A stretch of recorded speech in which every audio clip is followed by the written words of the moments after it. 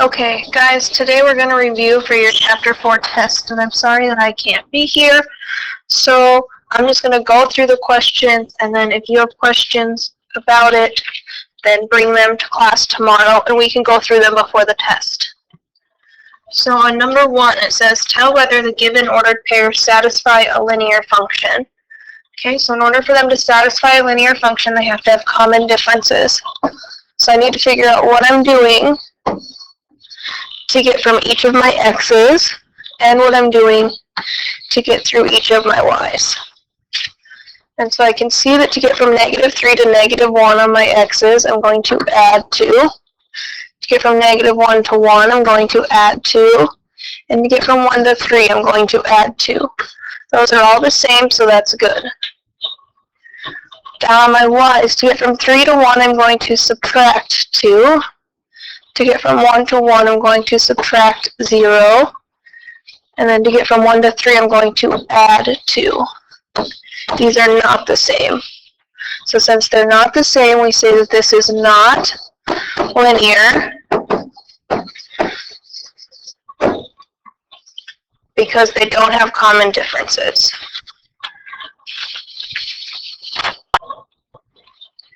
If we look at number 2, decide if the following equation is linear, and if so, graph it. Y equals -5x plus 1. Okay, so let's start by graphing the equation by making a table of values so that we can graph it. So I'm going to draw out a graph here.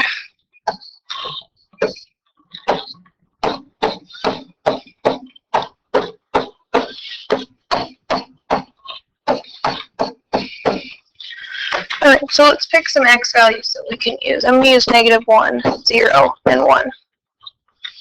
If I plug in -1, I get -5 times -1 plus 1. Well, -5 times -1 is positive 5. Positive 5 plus 1 is 6. So I should get -1, 6, which would be somewhere up here. If I plug in 0, I get -5 times 0 plus 1. Well, -5 times 0 is 0. 0 plus 1 is 1. So at 0, I'm going to go up 1. And then lastly, if I plug in 1, -5 times 1 plus 1. -5 times 1 is -5. Plus 1 is -4. So over 1, down 4. Then I connect my points to make a graph. And then I have to decide if that's linear. And it's linear if it forms a straight line. So since this graph does form a straight line, then we say that it's linear. Okay, we can also just look at our equation and see are there any exponents. Since there's no exponents, we know it has to be linear. On number 3, we're finding our x and y-intercepts for the following equations.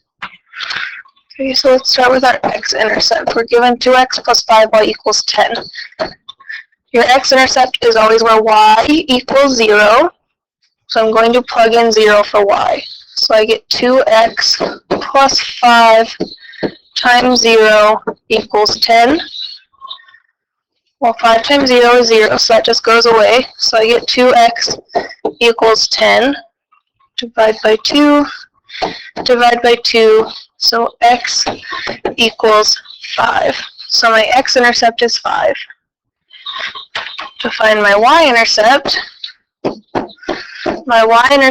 is always where x equals 0. So I'm going to plug in 0 for x. So 2 times 0 plus 5y equals 10. 2 times 0 is 0, so that goes away. So 5y equals 10. Divide by 5, divide by 5, so y equals 2. So my x-intercept is 5, and my y-intercept is 2. If we look at number 4, we're doing the same thing, so I'm going to start with my x-intercept. And my x-intercept is always where y equals 0. So if I plug in 0, I get 3x minus 0 equals 9. which is the same thing as just 3x equals 9. If I divide by 3 and divide by 3, then I get x equals 3 to be my x-intercept. To find my y-intercept is where x equals 0. So I'm going to plug in 0 for x. So 3 times 0 minus y equals 9. Well, 3 times 0 is 0, that goes away. So I get minus y equals 9, or negative y equals 9, which is the same thing, remember, as negative 1y. So we're going to divide by negative 1 to finish solving. 9 divided by negative 1 is negative 9. So y should equal negative 9.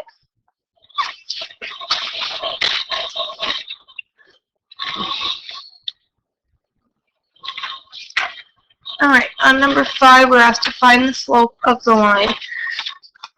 And so I'm going to start here, and I'm going to end here. And we're just finding rise over run, because slope is always rise over run. So I need to figure out how much I'm going up and how much I'm going over to get to my next point. So up and over. So I can see that I went up 3 squares, and I went over 1 square. So that tells me that my rise is positive 3 over 1, which is just 3. So my slope in this case would be 3, or 3 over 1.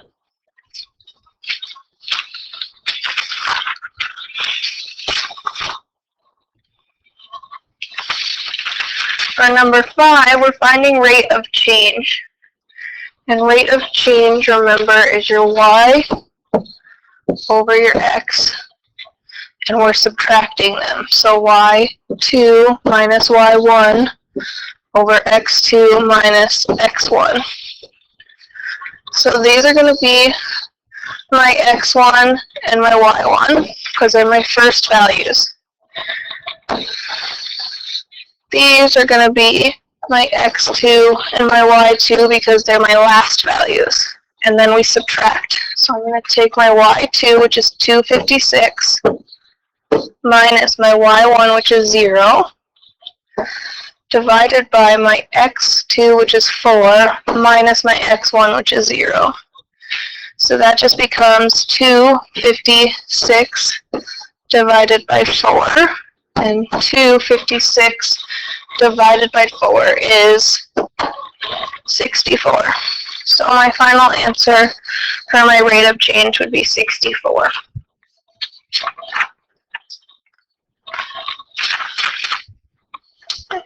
If I look at number 6 is find the slope of the line y equals, or I'm sorry, 2x minus 3y equals 6. Okay, in order to find our slope, we have to solve this for y.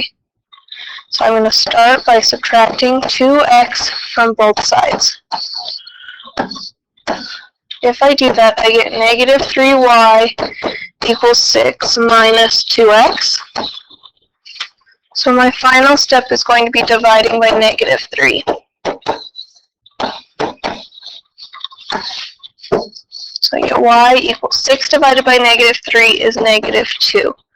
A negative divided by a negative becomes a positive, and 2 cannot be divided by 3, so we're going to leave it as the fraction 2/3. Now remember, your slope is the number in front of your x, and we use the letter m to represent that. So I'm going to get m equals 2/3 because that's the number in front of my x.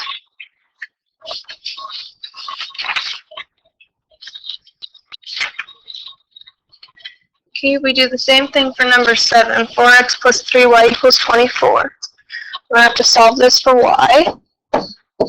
So I'm going to subtract 4x. So I end up with 3y equals 24 minus 4x. And then I'm going to divide by 3 to each piece. So I get y equals 24 divided by 3 is 8. And 4 cannot be divided by 3, so I'm going to leave it as the fraction 4/3 x. So then my slope, which is the number in front of my x, is this minus 4/3 or negative 4/3. So your slope is negative 4/3 on number 7.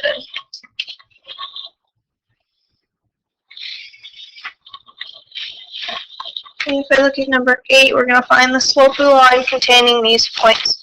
So that's where we're going to use our slope formula, which is y2 minus y1 over x2 minus x1.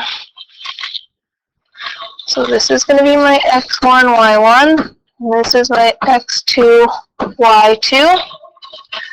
So if I plug those in, then I get negative 3 minus 2 over 2 minus 1. Well, negative 3 minus 2 is negative 5. 2 minus 1 is 1, and negative 5 divided by 1 is negative 5. So for number 8, you should have gotten negative 5.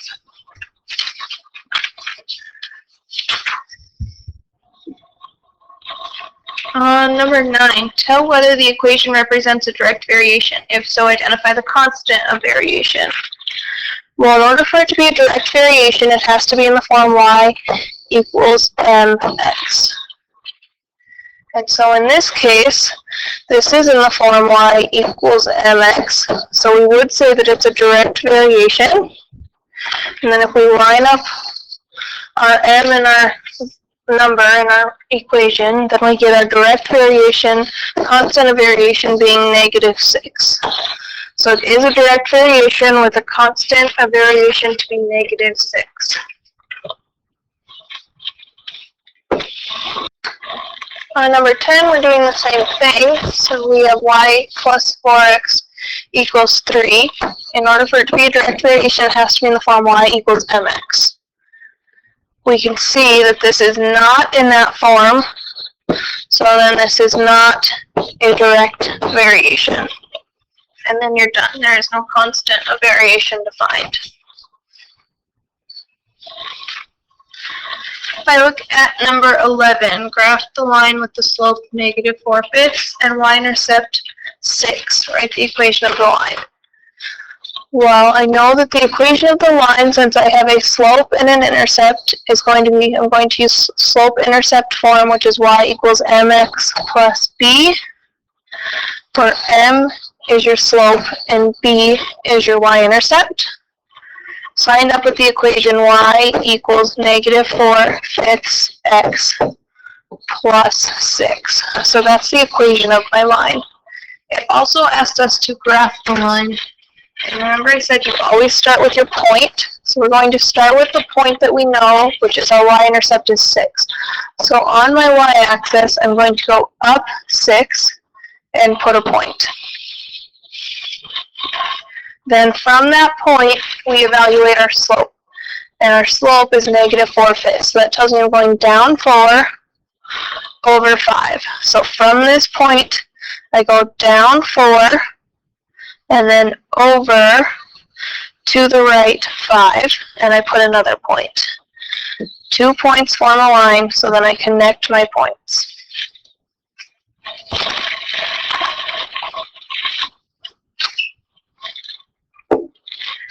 Number 12 says graph the line with the following slope equals 4 that contains the point 1, negative 5. Write the equation of the line.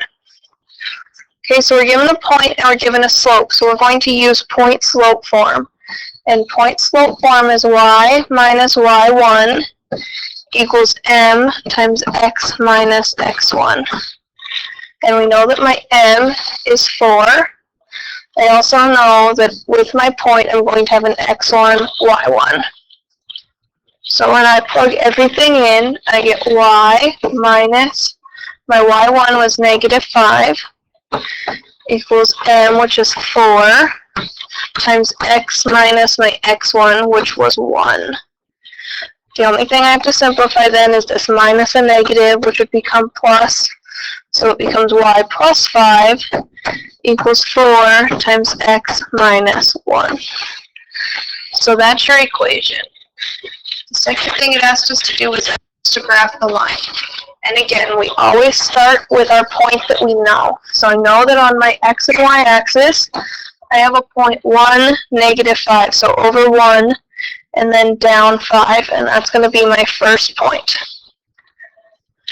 From that point, I have to evaluate my slope, and my slope in this case is 4, which is the same thing as 4 over 1. So that tells me I'm going to go up 4 over 1 from that point.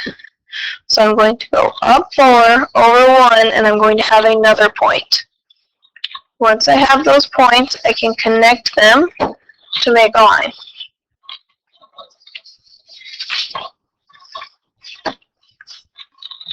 On number 13, you're asked to write the following equation in point-slope form.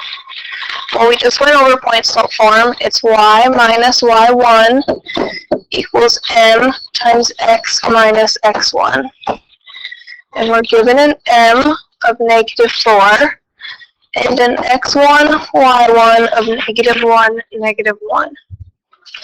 So if I plug that in, then I get y minus my y1, which is negative 1, equals my slope of negative 4 times x minus my x1, which was negative 1.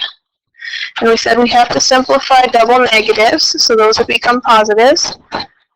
So I get y plus 1 equals negative 4 x plus 1. So that should be your final equation for number 13.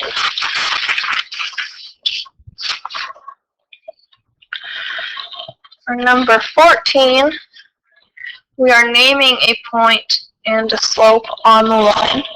So we're going to be working backwards. So we're starting with the equation y minus y1 equals m times x minus x1. And we're going to pull out our relevant information. So I can see right away that my slope is 1/2. That part's pretty easy.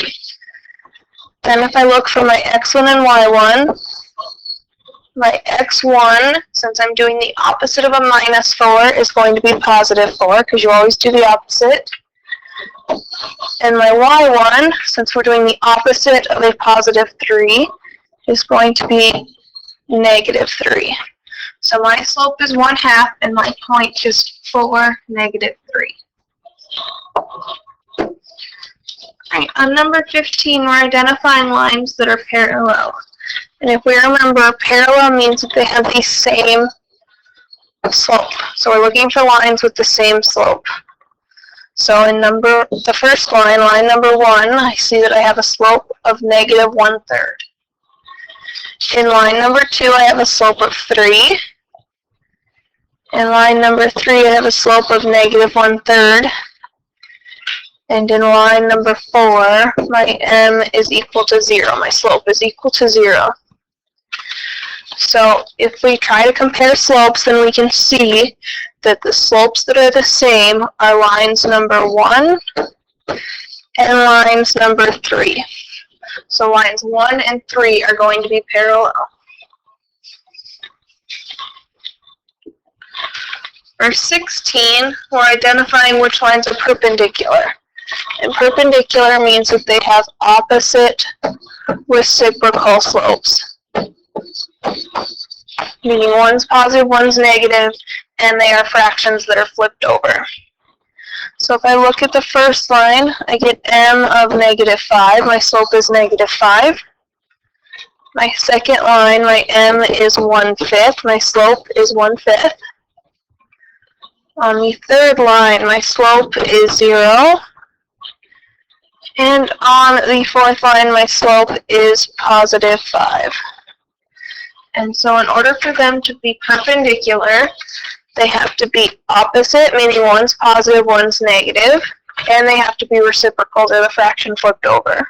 And so I can see then that that means that lines number 1 and line number 2 are going to be my perpendicular lines. Don't get confused with line number 4, because it is not opposite of that line, meaning they're both positive, so that doesn't work.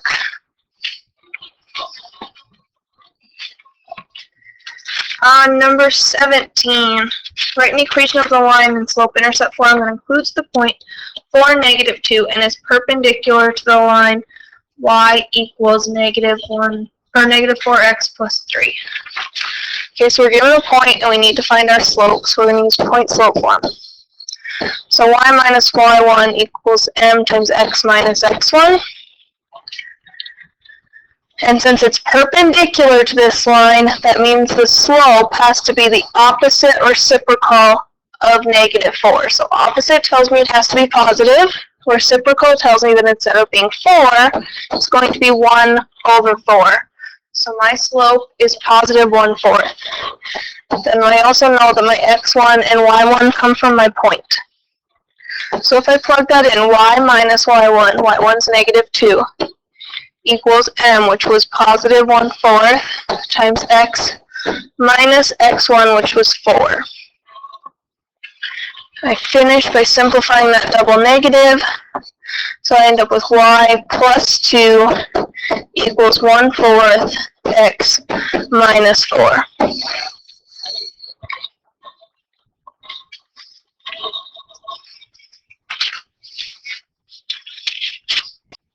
Alright, and then on the last one, we are describing transformations. So on number 18, I guess it's not the last one, we are going to graph f of x and g of x and then describe the transformation as either a reflection, rotation, or translation and how they are transformed.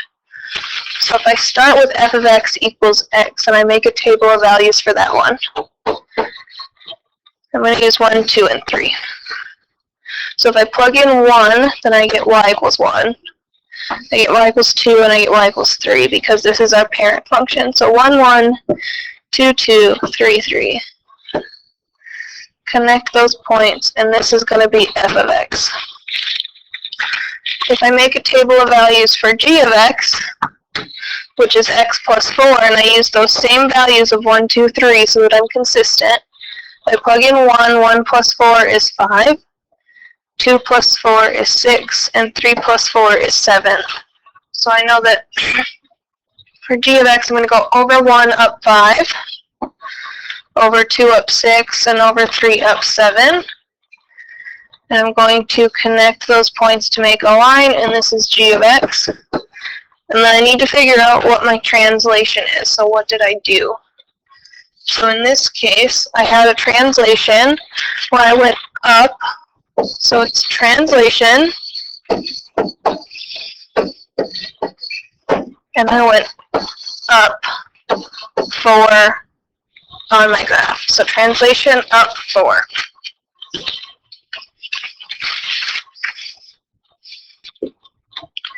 Alright, if I do the last one finally, number 19, I'm graphing these two functions. So I'm going to make tables of values for each of them. So if I make a table of values for f of x, and I use the same values 1, 2, and 3, if I plug in 1, 4 times 1 is 4, 2 times 4 is 8, 3 times 4 is 12. So over 1 up 4, over 2 up 8, over 3 up 12 would be somewhere up there. Connect my points to make a line. If I make a table of values for g of x, and use those same values of positive 1, 2, and 3. Positive 1 times negative 4 is negative 4. Negative 4 times 2 is negative 8. Negative 4 times 3 is negative 12. So I'm going to go over 1, down 4, over 2, down 8, and over 3, down 12. Connect those points. And then we need to identify our transformation. So in this case, since this is one's positive, one's negative, we're going to say that this is a reflection.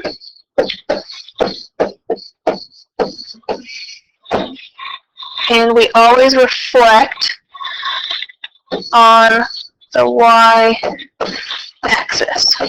So reflection on the y-axis. And then you're done.